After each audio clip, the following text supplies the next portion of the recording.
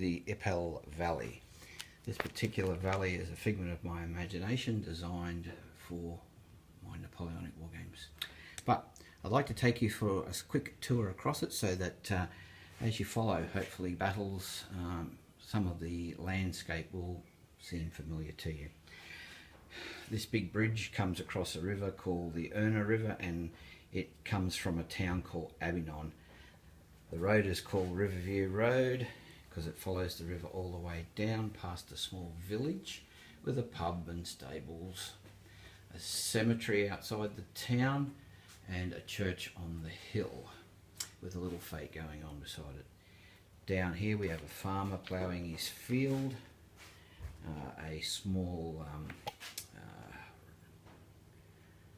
mill field, and a farm which is called Cullum Farm, and it may look familiar to some wargamers. Field with some animals. Don't worry about the gap here, that doesn't exist. It's just for ease of moving around.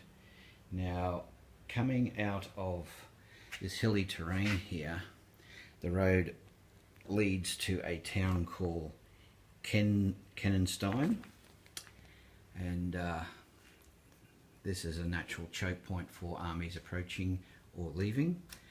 There's a small farmhouse here with a small herd of sheep, and again some root crops being grown.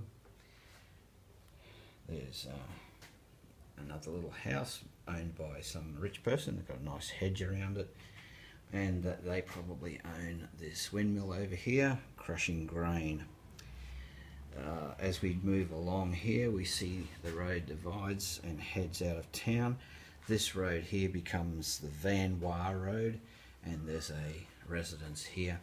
The rest of it is nice rolling hilly terrain, good for grazing sheep on, or cattle, and that's really about all you need to know. Don't worry about remembering any of that, because it'll all be brought back as and when the armies march across the various parts of the field.